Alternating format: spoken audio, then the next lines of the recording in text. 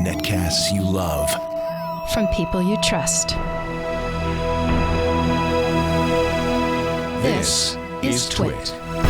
Bandwidth for Triangulation is brought to you by CacheFly at CacheFly.com. This is Triangulation episode 250, recorded Monday, May 16th, 2016, PlayStation VR. Triangulation is brought to you by Automatic, the connected car company that improves your driving and integrates your car into your digital life. For more information, visit automatic.com/twit and enter the code TWIT to get 20% off your purchase. And by CuriosityStream, a subscription streaming service that offers over 1,400 documentaries and nonfiction series from the world's best filmmakers. Get unlimited access starting at just $2.99 a month. And for our audience, the first 2 months, completely free when you sign up at curiositystream.com/twit and use the offer code TWIT. And by Audible.com. To download the free audiobook of your choice, go to audiblepodcasts.com/triangulation. It's time for Triangulation, the show where we get together with some of the most interesting people in technology. We sit down, we talk. There's me, there's them, and then there's you. You're the third leg on the triangle. You're the isosceles thing on the end. You're in the chat room, then please, your questions, your comments, your thoughts. And this one I know you're going to want to weigh in on. Our guest today is Richard Marks. He is a senior research engineer with PlayStation. 16 years at Sony. Yeah. Wow. This guy did the iTV. Remember, kids? iToy. iToy. iToy was awesome. And that was kind of a big deal for a gaming console. It was a camera, right? Right. I remember I had one. So it was a big deal, especially in Europe, actually. It kind of outsold 10 times as much in Europe as it did in America. Wow. I mean, this is how many years? 10 years ago, right? Before yeah, even more. PlayStation 1 or? It's PlayStation 2. 2. Yeah. So you've been always in the human interface side of this? Right. Basically, having anything that has to do with input and what you do, making that matter to the game is what I've been. Even the controller? Yep. I didn't do all of the things that have ever been done at PlayStation by any stretch. No, because your colleagues would get mad if you claimed that. But my team has been very interested. And like the reason the light bar exists on the PS4 controller is because of stuff that we did with PlayStation Move, for example. Right. So this is in effect a Move controller because it has. It's giving you some of the functionality of Move, but without compromising the controller design itself. So we have a really special treat today. And I'm gonna hold off a little bit till after the first commercial because Rick has brought the new PlayStation VR with him, and I'm really excited about getting to see this.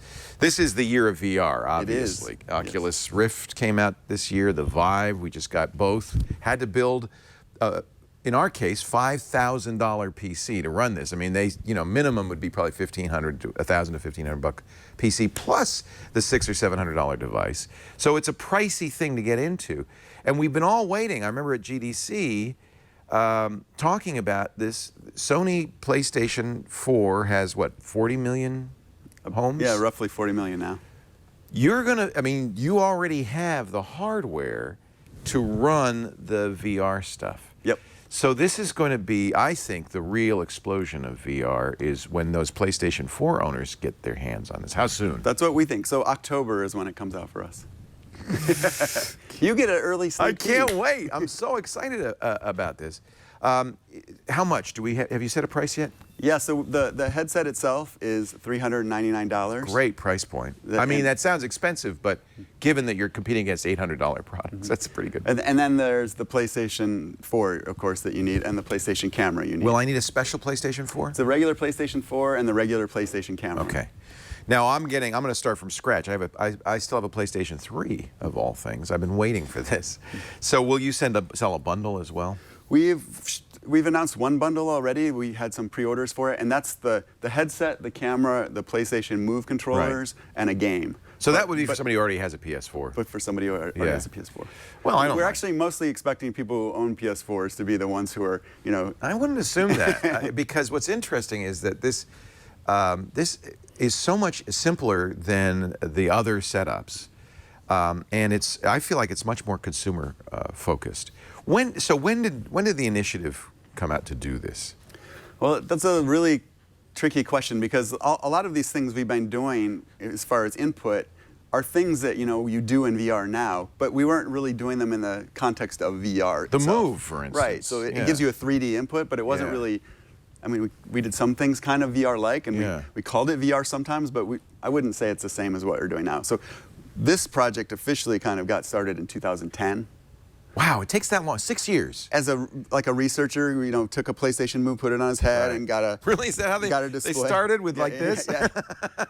But you could because that's going to sense motion, right? Yep. Yeah. And then you feed the graphics into some kind of display that he put on his head. Right. He built one out of like a head massager and a display and stuff. But then what was happening? I own that head massager. I know exactly. It was in the Sky Mall catalog. I know exactly because I looked at it. and I thought, boy, that's very close. If I could just put a display on there. But what's funny is like in different parts of our company, in other countries, they were also doing the same thing, but in different ways. So they had used different displays. They used the Sony HMZ headset, but they're all using Move at the time just to get the tracking. So Sony's a perfect company because they make all this stuff already. You've got all kind of this giant corporation with all these pieces that a lot of verticals. Perfect. And a lot of components. Yeah.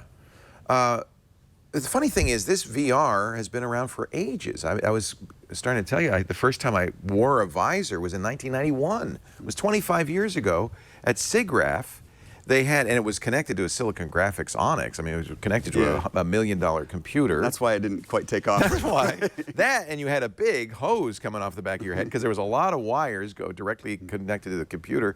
And I got to fly on a pterodactyl or something like that, and it was a really great experience. We've also seen at Disney, you could go the Great California Adventure. They had the Above California ride, and you're flying, and we've seen this kind of thing for years. What is the breakthrough that's now putting it in our homes? There's a few different ones. The displays, actually, the cell phone market has driven down the display costs, and so you have a very high quality display for a low price. The tracking technology just got a lot more compact. And that's also cell phones, right? Yeah. I mean, it used to be a lot of those things would have this huge setup for the tracking, maybe a lot of wires all instrumented out, so you could only do it in a location-based kind of experience. Now, you can just put a camera down and some internal gyros and accelerometers. And then probably the other major factor you already referenced is driving that thing with a graphics system. You need enough graphics to make it interesting to be in there, and you don't want to spend $1 million for that. And now you can do it on a game console. Yeah, there's enough power in a PS4. Right. I mean, I had to build. The Oculus required a high-end NVIDIA video card. I had to have a 970 or better. So we actually. I think I saw somewhere that only 13% of all the PCs in the world had enough capability to run an Oculus. So that means a lot of people had to either buy a new PC or, as in our case, spend a lot of money building a new PC. It's been a great experience. And I tell you, as soon as you get any one of these on, you kind of immediately understand why this is exciting.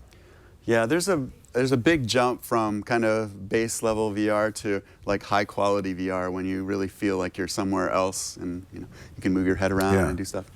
The position tracking is a big part of that. Yeah. Yeah. You have a camera. Right. So the Vive, we have to set up 2 cameras of 6.5 feet high at different corners. But because of it, I can move around. Does your camera allow me to stand up and move around and interact? So we encourage right now most of the experiences to be seated. For safety. Well, and I mean, there's a tether to the system, so walking around is still a thing. Well, they all are tethered. Nobody's wireless. Yeah. But you can stand, and it works standing. I mean, our camera, I use my Move. I would use the Move standing up. You can. Yeah. And some of the experiences do lend themselves a little bit better to standing. But the ones we brought today are more seated.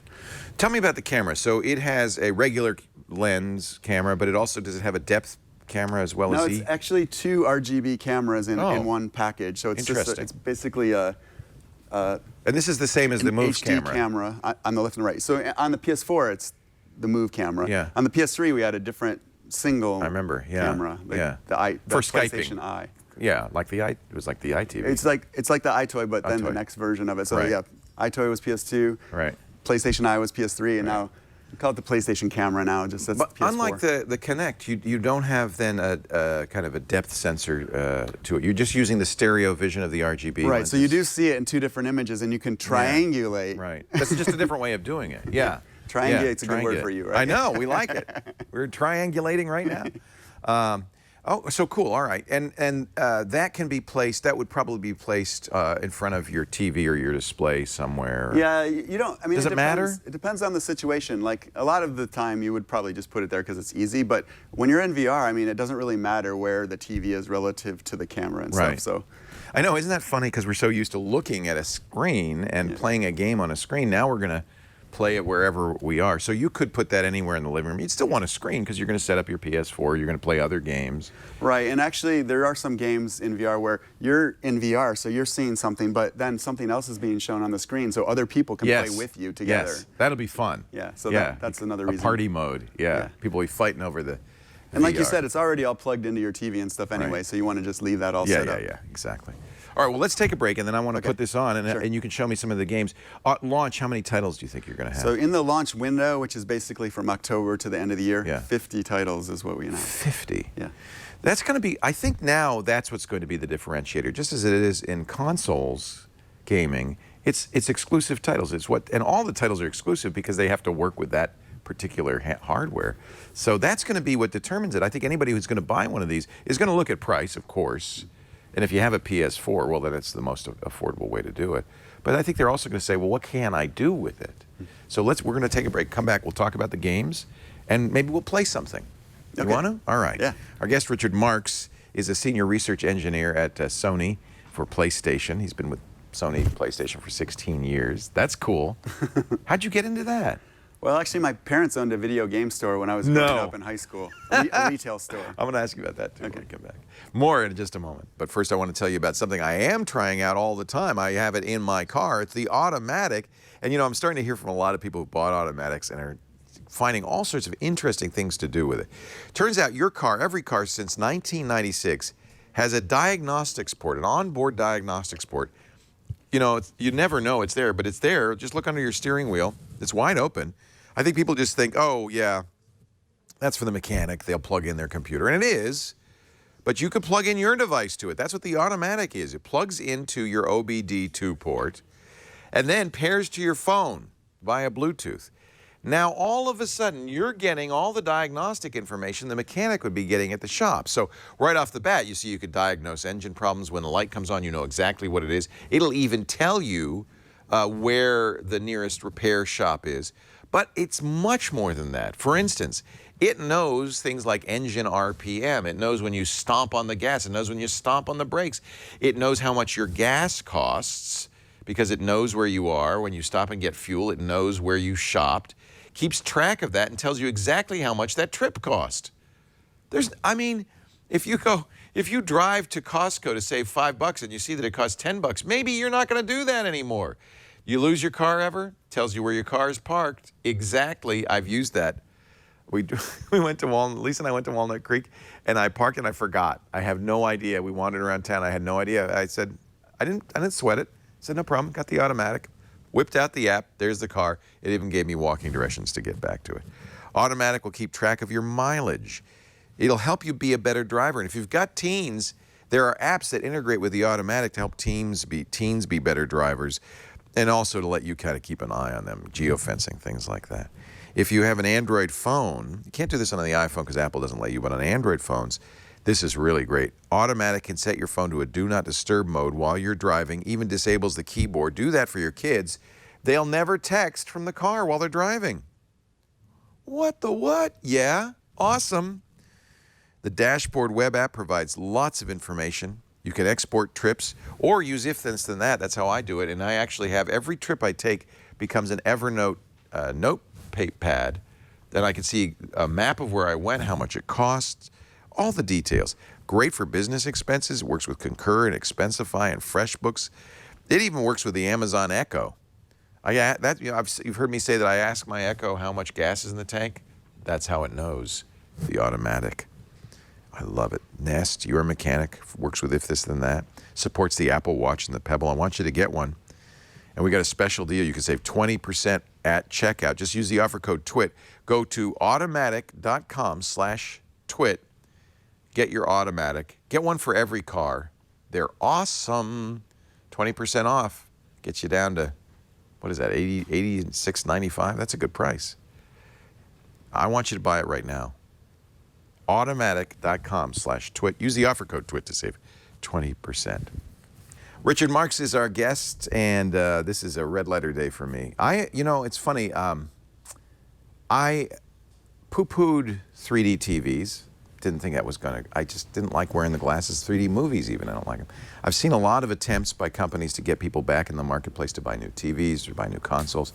This is the first thing, VR is the first thing that I really felt like this is, in a long time, this is a revolution in computer user interface. We haven't seen one of those since the mouse, maybe. I mean, it's been a long time. Let's show this is the, and I can't show it too close because this is still a prototype, right? That's pretty close to final, but yeah. You know what? It must be because the industrial design is really gorgeous. It doesn't feel as much like a beast as the competition. How much of this is functional? Are there cameras on the front? Are these lights or what the camera's picking There's up? no cameras. Yeah, it's just lights. So the camera, PlayStation camera, is seeing those lights, and that is how it knows where you are and how to adjust the image for you. Yeah. There must be accelerometers in it too, though, for tilting. Gyros and accelerometers in there as well. And then these lights are functional as well on the back. So when you're facing backwards, it can still track. This also has an adjustment here, which I really like to make it very easy for you to fit this on. So all you have to do is push this button and slide this in and out. And then you can lock it down. So if you're going to be tossing your head around, as you might, you can lock it down. So I have to say, I already tried this on. The fit is very comfortable. This is soft. This is soft. It fits on very well. It's also light, noticeably lighter than the other guys. And it's really well balanced, which makes it feel lighter. You mentioned that, and I'll show you. I'll show you. I can balance it on one finger, just like that. So there's no pull on the front of your head. It kind of has a counterweight in the back. This is the first of these I've seen that really feels like a real consumer product. There is, as often is the case, headphones. But what's interesting is you only have one wire coming off. The headphones are in that one wire, and then the rest of this goes to the PS4, right? So that's actually everything so far has wires coming off, except the Microsoft HoloLens, which you can't really buy. But this is just a simple double-strand wire, and it's also the headphones, which are great. Plus, you have volume controls, on and off control, and mute. So that is very. You know what? I would expect this. I would expect a nice, nicely done industrial design. The Move controllers come separately because a lot of PS4 owners have Moves already, right? Yeah, and not every VR experience needs the Moves either. Oh, that's interesting. There's a lot of games that are not Move experiences. Well, and that was one of the things, you know, the Oculus Rift still hasn't shipped their hand controllers. And I did notice there's a significant difference in experience when you have the hand controllers. The kinds of games you can play, and we're going to play a game in a second. Right, it's a different set of games that really it enables.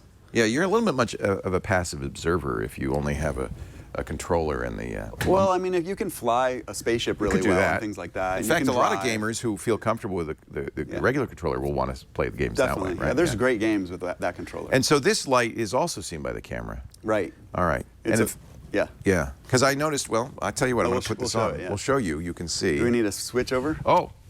Now, this is something you'll all be doing at home. This is the one thing I can never explain to my mom. There's multiple inputs on the TV, Ma, and we're going to go. So your parents owned a gaming store. I just turned the TV off. I'm going to Amazon. That's great. Okay. Your parents owned a gaming store. How fun. Yeah. What was the? What I was era was that? Chief demo officer. Was that? I'm trying to think what that would have been. Was maybe a Nintendo N64 era, that kind of? No, it was before that. Before it was that. Atari 2600. 2600, right on. Intellivision, ColecoVision. ColecoVision. Vectrex. Oh man, they were pioneers. Yeah. Right before the whole market collapsed. Not the best time. With E.T. the extraterrestrial. Yeah. I have a cartridge in my office of E.T. There's some in the desert somewhere. They're buried. Alamogordo, baby. All right, so this is going to just go on like that. Button there? Yeah. Oops. What do I push? The back release. You said you were going to want to do this for me, but I said no. I'm like most geeks. I want to do it myself. And then you can bring this one in closer again. And then slide that in, and it's a nice fit. All right. So they're seeing on the TV what I'm seeing right now, right? And I'm going to pick up the controller for you. I'm in the lobby. All right, should I get my moves? Not yet. Let's do this first. So first of all, could you see the controller in the space? I really think this is an important UI feature, is that the things you're holding show up in the space. Right. So you know they're perceived, But B, you kind of, I was able to pick up the controller because I knew where it was. Right, so if you reach out now, you can take the controller from me. Yeah, just for a because I can second. see it. Yep. Right? It's right where you expect it to be. By the can- way, I love this, so you can really see this light is doing something. And if you stick the controller into that kind of sparks, you can interact with it directly. Oh, it's so cool. This is just the lobby, by the way. You can bring folks. it right up to your face so that people can see the controller a little bit Yeah, better. Yeah, like that. Look at that. Yep, I mean, you see where the buttons are? Yep. And it's very natural. Even though you don't see your hand, you can find the buttons very easily. I think that's important. And if you want, if you will move one of the sticks, you'll actually see the stick move around. It's kind of crazy feeling there. So all the buttons, look at that, those move. Some of them are going to do stuff, so careful. Well, let's plus. Okay, first of all, should I get into the VR world? All right, now here's the game. These are games. Right. Some of them are not ready yet. This one is Scavenger's Odyssey. So this is a title that's called VR Worlds, where it actually has 5 different experiences on it. So Okay. 2 of them are actually functional right now. This one is not, but you can actually interact in the lobby with this one. You can see the I know, it's cool. I'm controller looking, kind of has a I'm- flashlight on yeah. it, so it can light up that. Yeah. You can Raid actually the reach out and galaxy. bump the rock with it. Yeah. Oh, you can- hey, get back here. You can bump it with your head too. But You can? Yeah. Oh, wow. So, you know what's nice about these lobby experiences? It's a very gentle way to kind of begin to explore what you can do in the VR. Right. So if you No, go to kinda the like right that. again, no, the right D-pad. Okay. Or right, yeah. Yeah. Now this is like a underwater experience. So again, you can stick the controller into the water. You see it interacts kind of the way. I want to put my head in You can there. do that. And if you talk Ooh. right now, you'll see bubbles come out. Because Hello. there's a Yes. Oh microphone my right here. goodness. Now the sad thing is, people at home watching this are not having as much No. fun as I am, unfortunately. Now the setup we have here is a little strange. I mean, we have the TV off to your side like this. Right. It's not really the way it would. It would normally be in front of Yeah, you here, but just so you because can we're see doing it. this so you can see it. Right. And of course, you're seeing what I would see, a part of what I would see, but I could turn my head and I can look up and I can look down and I'm seeing, this is a 360 sphere that I'm in. And it's kind of, this is a crop version that we're seeing. You see Yeah. a wider field of view Yeah. than this. The luge will be fun. I can't That wait one's to fun. do It's that. like a grind. If you put the controller out there, it'll spark off the. just the lobby, I think they did a great The job. with lobby's this. fabulous. And that seems to be a kind of de rigueur for any of these VR experiences is a lobby. But, even going to Google Cardboard and Galaxy VR, the lobbies are where you first experience it. But this is a nice lobby. You've got columns, you've got marble. You've done a nice job. I think you've made the space beautiful. So what else? We got the London Heist. Should I play this So that's one? the one we're gonna play, sure. Oh man, I confess, I played this before for 5 seconds before the show began. I'm gonna take that controller away from you and give Should you I the use my moves? Yep, give you the All moves right. here. You got them? So I'm gonna make you put them on the strap here there. Yeah, so I don't throw it. Yeah, Okay. there you go. Yeah, I do that to my my give you that friends doing the VR too. So I've got the moves in my hands now. I should be able to see them. And you're just gonna use the triggers. Yep. Okay. And once it starts, you It's won't see the loading moves. still. You'll see your hands, kind of virtual hands. in Oh, this that's case. interesting. So the moves become the hands. Yep. And they could be whatever you need in VR, right? So it could be any kind of Right. thing. Right. So I'm gonna start you up here. Okay. And there is audio here, so you're hearing some, kind of audio maybe. Outskirts of London. Mate, you're a legend. What? You lit that place up like a Christmas tree. Who's this? Is this somebody? Ruthless little bar. So he's your driver. He's off to your right. You can maybe even hear Jason that. Statham is in the car with me, ladies and gentlemen. Yeah, he's to my right. So you do get this sense of. Now we're still waiting for visuals. Yeah, so here. it's kind of easing you into it again with audio Oh, first. I'm in a car. Oi, Hey. keep your eyes peeled. Okay. So that's my buddy. Yep. And I gotta, let's see. Oh, I can have a soda. Trust me. Throw that away. What's in here? Oh, there's another. Would you there's an- expect? Gloves? Yeah. Yeah, I did actually. It's a glove box. Oh, I have a feeling these will be useful. Those look like bullets there. Yep. All right. You can keep that open maybe for later. Should I keep that? Am I going to use that? Might get a little hectic soon. This is fun. We're just driving down You the can freeway. open the door if you're a I brave can? soul. Yeah. All right. Whoa! You're a brave soul. Whoa! Let's keep that close. Okay, so this is actually a great experience. You can actually turn on the radio if you hurry. Looks like our Russian mates Yeah, are you up can for change. 11 That's a up. station, and then the other one's the volume. Yep, there you go. You can hear that. There's a lot of stuff you can do in the car. Whoa! Whoa! Hey! Oh, jeez! Somebody's shooting at me. That's not good. So this is a kind of. It feels to me like a classic PlayStation game. I mean, it's Right. got that experience. Whoa! Hello. And so that exact thing that just happened is very different from you than for us watching it, because It came at me. Yeah. Yeah. Oh, thank you, Jason. Yeah. Now I That's can. not exactly who that is, just so you know. No, that would be a violation of. Oh my gosh! Let's get this gun. Shoot his wheels out. You said. Oh, that worked. Yeah. Yeah. Yeah, the tires worked really well. They work. It's kind of like an action movie where, you know, somehow in you it. shoot them and it doesn't seem to get them, but then you shoot the tire and it works perfect. Yeah, I can't shoot that. Oh, this is You can, it's just a lot harder. They're harder to hit. Oh, I need more. The So you could put. is- Yeah, that's. You know what? This is very natural. I have to say. Don't mind me. Yeah, thank you. Oh, he gets out of the way. That's smart. Yeah. He tries. Should I? You can. I think I got that tire. But that one has 4. Yeah. Oh, there we go. Hey. Oh man, thank goodness it's a unlimited supply of bullets in here. In the demo, maybe in the real game. Oh, might not be quite like this, huh? I'm shooting the car up. I'm sorry about that, Jason. I'll call him Nathan, that way nobody will know. Nathan Drake? Yeah, Is that what Nathan you're thinking? Statham. He He's his didn't play brother. He never really had the success. This is, you know what, this is fun. Because you really, I know it's not, and I feel bad because I know it's not as fun for you at home watching. But just to give you an idea, yeah, I think it's quite vivid. What's the resolution of this compared to the competition? Is it pretty similar, or? So it's similar. There's different ways to measure resolution, but Yeah. it's a 1080p display, and for every pixel, there's like a red, a green, and a blue subpixel. So I would expect Sony to do good displays in this. I mean, Yeah. that's. and it has really good optics that match the display really well. Well, I think one thing I noticed immediately, the latency is 0. So there's a real sense of, immediacy. And that's one of the things I think that bothers people with VR experiences. Even a millisecond latency is enough. Oh, I'm going to have to open the door on this guy. I'm sorry. of Just course- don't mind me. I'm just... Of course, it's impossible to make a 0 latency, but what we do is predict forward a little bit. Oh, interesting.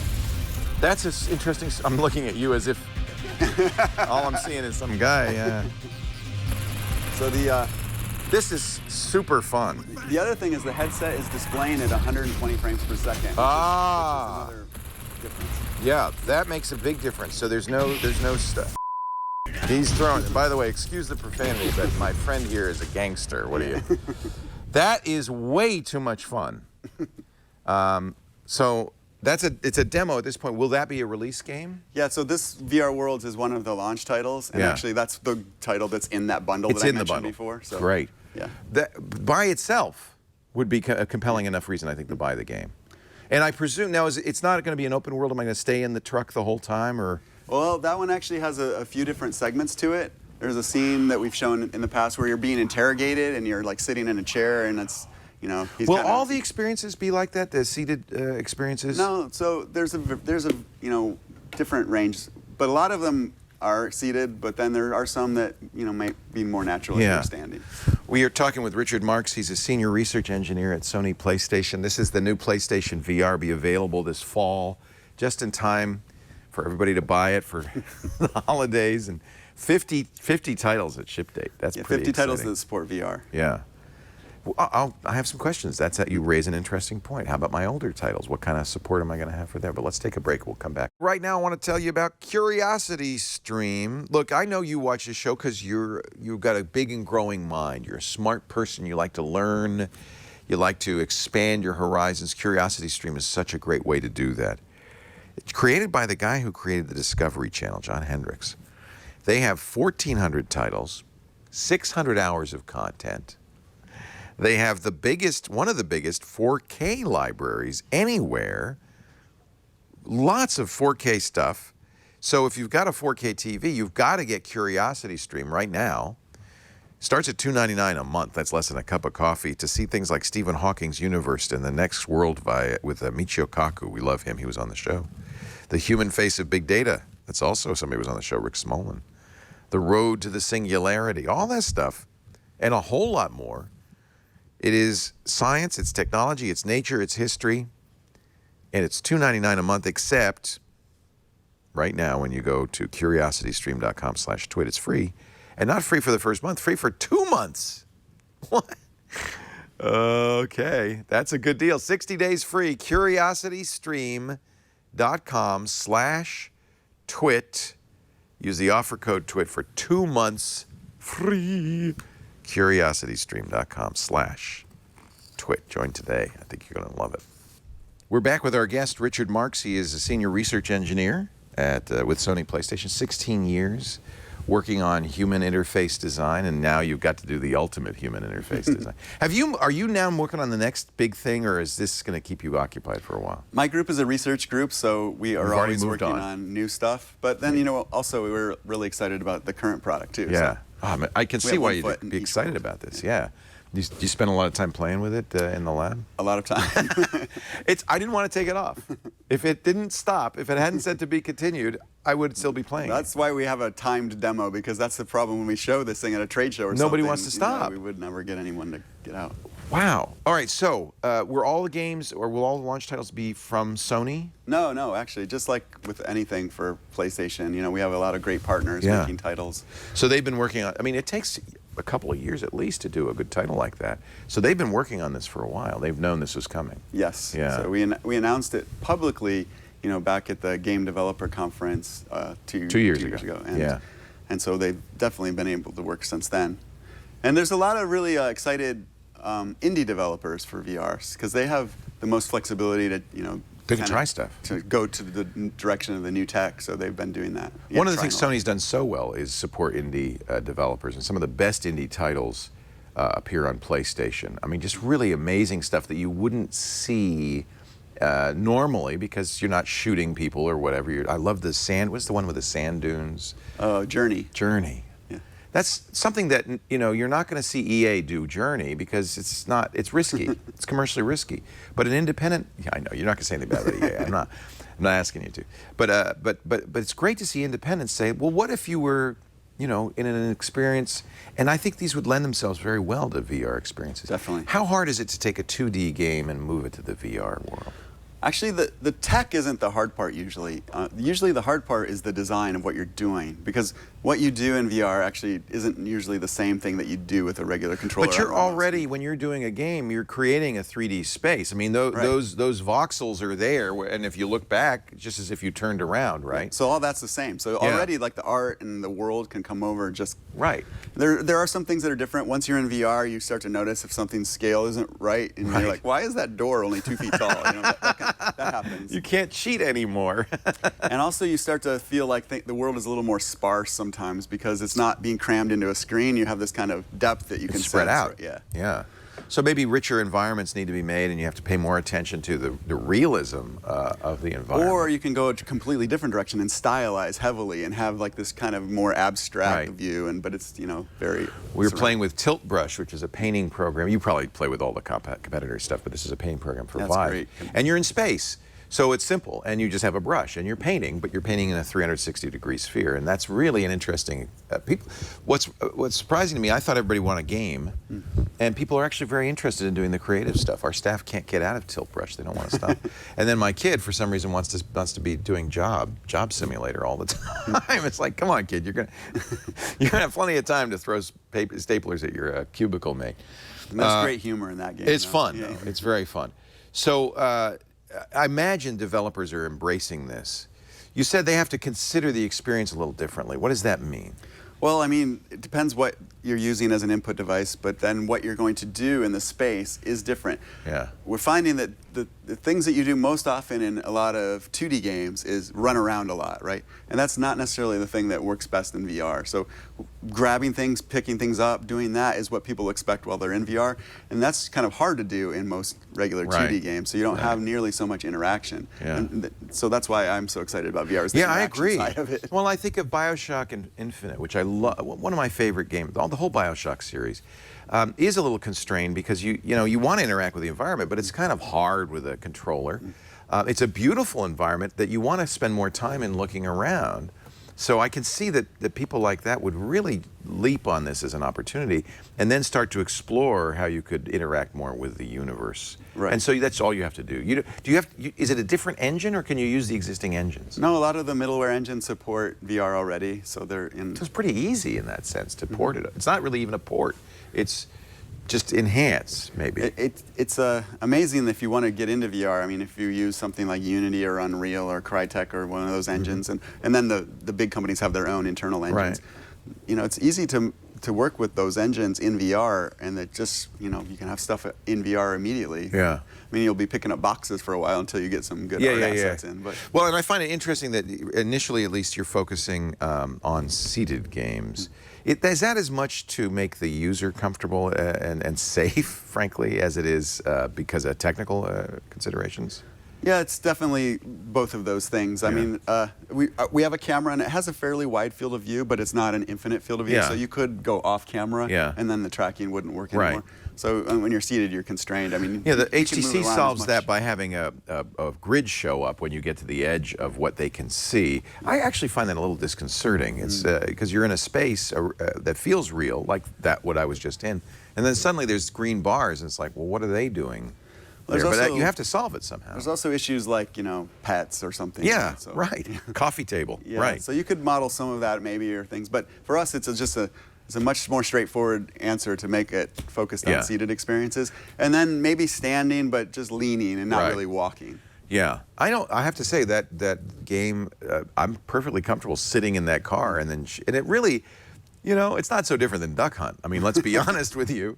But it's a little different. Okay, it's different. All right, but it's, you know, you're pointing and I mean, it's kind of like Duck Hunt, but it's realistic, okay, and it's around you, and I don't mean to diminish it, but I'm just saying the game itself doesn't need to be complicated, because the vividness and the reality of it is great. And then now what's different is you've got this guy and he's talking at you and he's funny, and so it really is more like making a movie now than it is about game mechanics. The game mechanics can be simple. Well, always game mechanics have been able to be simple as long as they're fun. As long as it's fun. That particular game is very much like an action movie kind of design to it. And a lot of people who don't play games try that, and they say that they felt like they were an action movie, and they want more of that. They want more of that. And you made it easy, which is nice. It could get a lot harder, I'm sure. When the game comes out, it'll be a lot harder. Let's take a break. I want to talk about the release titles and maybe your vision for the future a little bit. Richard Marx is our guest. He is not the 80s singer. No. I'm sorry that you had to put up with that for at least a few years. Girls giggling when my name was Yeah, right. Yeah, well, you're actually better looking than him, so I don't know. I don't know if the girls were giggling with glee or with dismay. But anyway, Richard's here. He grew up a gaming kid. Did you write games ever, or did you just played them? I wrote games that nobody else ever got to play. Right. Yeah. Your own games. Yeah, like Frogger I wrote many, many times, but Well, just for fun. That's how I got inspired. I had Atari 2600, and I said, but I want to get deeper into this. So I got an Atari 400, and it has sprite graphics, and it wasn't so hard. I get it. I can do it. I had a Commodore 64. My friend had a Atari 400. And you have the collisions, and it's not actually complicated. Player missile graphics. Player missile graphics, baby. The ANTIC chip, and anyway, we can go back, but I won't.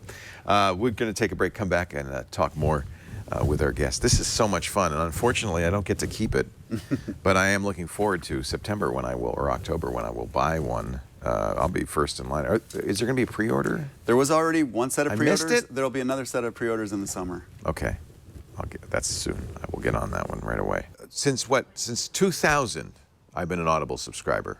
I've been an Audible subscriber as long as Richard has worked at Sony. That's how, since he was knee-high to a crash hopper. I started listening to Audible because I had the commute from HE double hockey sticks. Hell, driving to San Francisco to do Tech TV and back. It was minimum 2 hours, often 3 or 4 hours in the car every day. But you know what? I didn't mind. I got so much reading done, I kind of miss that now.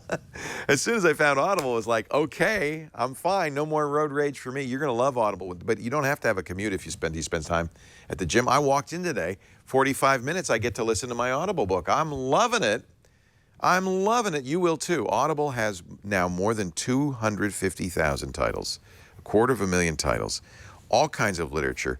Now, you hear how fast they're growing? That's two things. First of all, every new book now, publishers now know, everybody wants to listen. So every new book comes out on Audible. But they've also been going back through the catalog, like their Audible Frontiers program to record classic science fiction that never got recorded, from Asimov and Heinlein and Frank Herbert's Dune. Stuff that was never on audiobooks now is. So if you love sci-fi, it is heaven. If you love nonfiction, I'm listening to the Peter F. Hamilton book. That's what I listen to on the walk in, but I'm also listening to great nonfiction. I love showbiz biographies, rock and roll biographies. I listen to those. Keith Richards' book, My Life Was Amazing. I can go on and on. Actually, that's kind of fun because the narrators are great. And of course, they couldn't get Keith to read a book that long. But what's funny is they get Johnny Depp to read part of it, which is great because he does the best Keith Richards ever. It's basically the same characters in Pirates of the Caribbean. And then all of a sudden, Johnny goes, and now, ladies and gentlemen, Keith Richards himself. And Keith reads like the last couple of chapters. It's awesome. Stephen Levy's In the Plex, All About Google. What a great book. You're going to find that book, Ashley Vance's book on Elon Musk. We had Ashley on. In fact, many of the guests we have on the show have books on Audible. I want you to go right now. We're going to get you your first book free at audiblepodcast.com/triangulation. Pick your first book. You're going to subscribe. It'll be a subscription plan, the gold plan, book a month plan, but your first month's free. You, as with all subscription plans, you get the daily digest of the New York Times or the Wall Street Journal as part of the subscription. Pay nothing in that first 30 days. Cancel at any time. You keep the book. It's fine. You'll pay nothing in the first 30 days. But I think you're going to want to stick around because you know what? It's so awesome. audiblepodcast.com/triangulation. Join the many, many, many Twit listeners who also listen to books at audible.com. And I'll tell you what, if you listen to our shows, you're going to get recommendations, kind of an ongoing stream of recommendations, because so many of our hosts, Paul Thurrott and Andy Anako and me, we all listen to Audible books. And so we're always talking about, oh, you got to listen to this, or you got to try that.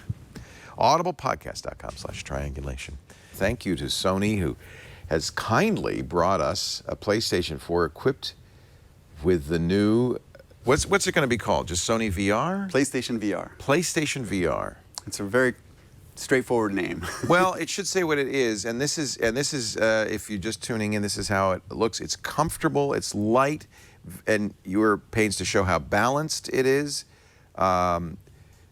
as befits a product that is truly a consumer product. And I think that the stuff we've seen from Oculus, as great as it is, and the Vive, is not quite a consumer product. It still feels a little prototypey.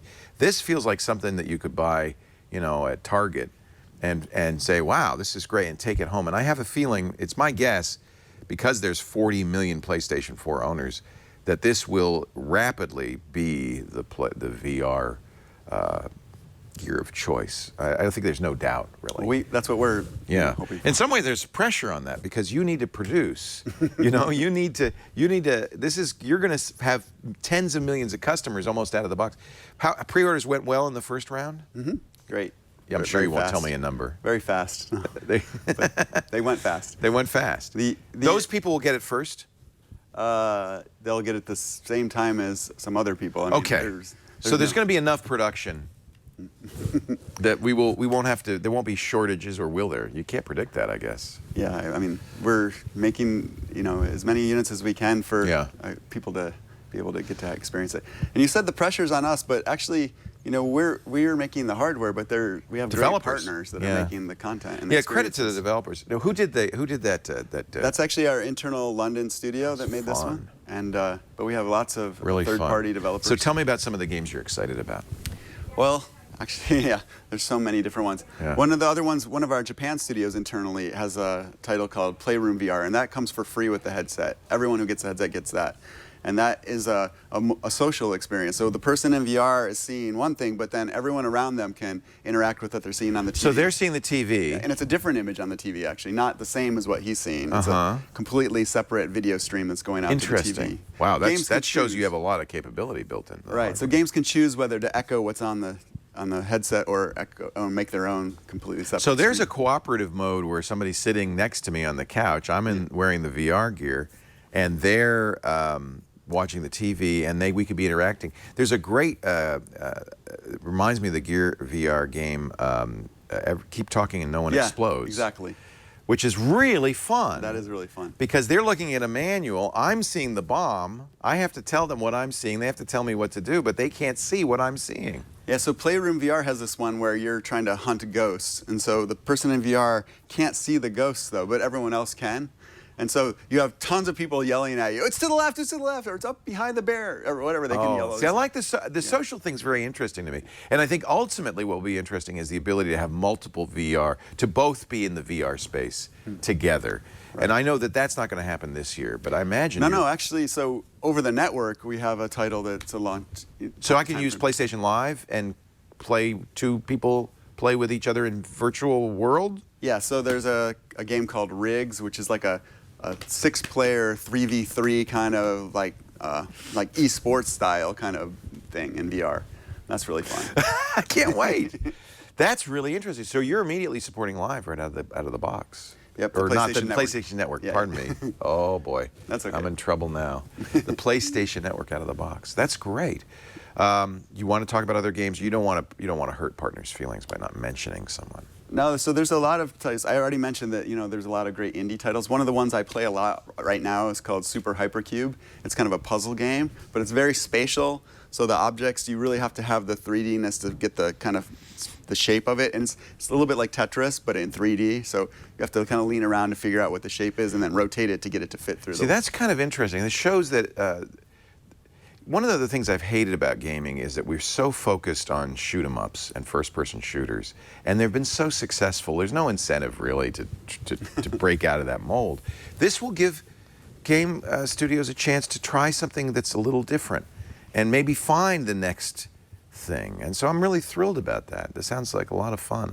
I mean, I'm always like RPGs and kind of medieval themes. That's my favorite. Yeah, so there's a game called Waltz of the Wizard, and it's like you actually have a wand and you can cast spells and do all sorts of magic stuff. How about existing titles? I would love to see, Skyrim or, as I said, BioShock. I would love to see those worlds migrate to virtual reality because they're such vivid, rich worlds by themselves. Right, so there's a great number of worlds that people would love to visit.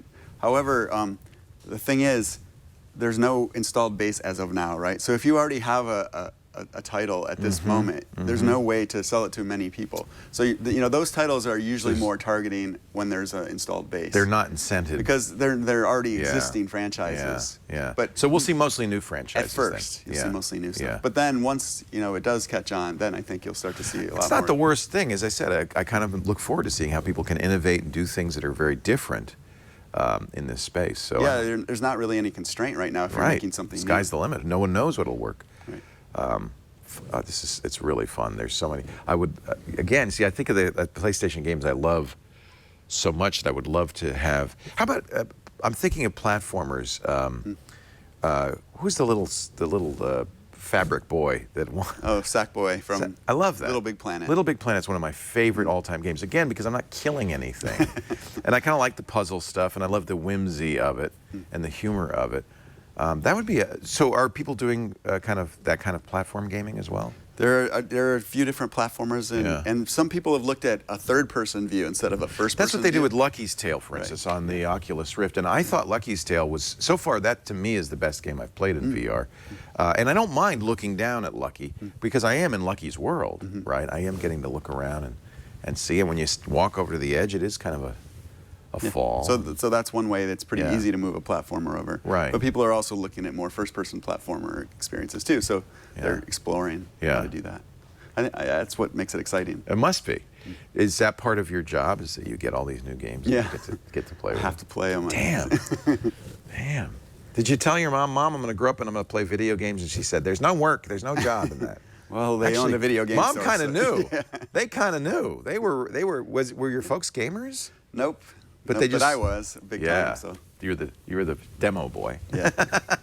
Yeah, and we'd get a new game in, and it's like, oh, I probably have to try it out to know if it's good or not. Complete it. Gotta complete it. Gotta finish the game. Tell you how much there is in there. How many hours of play. Well, I'm really excited about this, and I really thank you, Rick, and I thank Sony for letting us show this off. We saw you at GDC, and we pleaded and we begged. And we said, can we be the first to show it? Unfortunately, they're taking it with them. But when it comes out, I think we've got to figure out some way to demo this stuff. I think what we're going to have to do is start doing 360-degree shows. Yeah, I don't know how to stream it. Yeah. That's tricky. Well, can you work on that? Because what I anticipate is a large installed base of people who have the capability of, and it won't have to be as fancy as the whole gaming rig, but just that you could watch somebody game in this. A Twitch-style kind of let's play in 3D would be very interesting. There's some great stuff that's being done now with mixed reality videos of mixed things. reality, So that's a good way to put it. You can kind of see, they put the player into the world. I mean, Right. you need a green screen and all that to pull that off. We've done that, actually. That's how we demo this stuff. We have a big green screen studio next door here, and that's exactly what we'll do when we wanted to show, you know, the experience. We didn't do it here for today, but we could do it.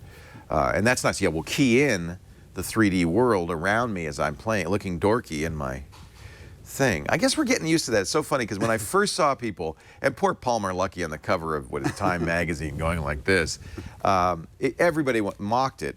We're getting used to it. It's interesting how quickly we go, oh, yeah, no, that's fine. He's playing a VR game. I think it helps a lot if you can see something what's happening. going on. Because if you're just there by yourself, it's very confusing. Yeah. Look a little dopey. Of course, Wednesday, Google is expected to make some big announcements about VR. You know, they're not going to sit back and let Sony and Facebook take over the VR world. So we'll see some Android VR, I suspect. Yep. That's going to be a different experience, though, because I think they're going to make a standalone. And, of course, you're very much limited in the horsepower you can bring to bear on it. Yet it will expand it. I mean, I think this is expanding universe. They always do good products. Yeah, yeah. Rick, really a pleasure. Thank you so much for bringing the Sony VR by again. Once again, the PlayStation VR. Once again, it's going to be available in October. Right. If you already have a PlayStation 4 and the Move and the camera, you could just get the VR helmet for $399. Yep. And there's a package that has everything but the PS4. How much is that package? That one was $499. That's nothing. $100 more and I get everything else. That was a good bundle deal. And it's over. Well, maybe not. Okay. That's because that's a very attractive bundle, right? That makes it very attractive, I think. That's good. $499 for the whole thing except the PS4. And VR Worlds. And you get the VR Worlds. Yep. 50 games on launch, or in the first launch period, by the end of the year. That's a spectacular number. Yeah. What do you think the flagship game is going to be? Is there one? You know what? I don't think there is a flagship game. I mean, this particular game has 5 experiences, so it makes it a good value. Great you start. Get to try 5 different things. But I really think it's just what you like, what kind of genre you're interested in. That's probably what you'll like in VR. So if you like racing games, that'll be what you'll want to do in VR. Right. If you like space games, you'll want to play. I want No Man's Sky. That's the game I want to play in VR. Have you? Okay, just between us, nobody's watching. Have you been playing that in the labs there, the No Man's Sky in VR? We've been playing the 2D No Man's Sky. Yeah. I'm never gonna get anything out of it. But see, that would be that's a natural, right? Because you're exploring a world. They're timed very well with the VR. I just feel like that would be a natural. I'm just encouraging you guys. Hey, it's great to meet you. Thank you for coming. I really appreciate it. Thanks for inviting me. Richard Marks, Senior Research Engineer at Sony PlayStation. This is going to be a very exciting Christmas, I think. Hey, thanks for joining us on this Triangulation. We do this show every Monday morning, 11 a.m. Pacific, 2 p.m. Eastern Time, 1800 UTC. We invite you to watch live, be in the chat room, love the feedback. But if you can't, on-demand audio and video is always available. All our shows are online at twit.tv. This one is at twit.tv/TRI for Triangulation. You can also, let's see, you can get it anywhere, iTunes, whatever you get your podcasts on your mobile device. There's Twit apps on every platform, including 5 Twit apps on Apple TV, on Roku, on Windows Phone. Find the Twit app you like, iOS or Android, download it and subscribe because we don't want you to miss an episode. Thanks for joining us, and we'll see you next time on Triangulation. Bye-bye.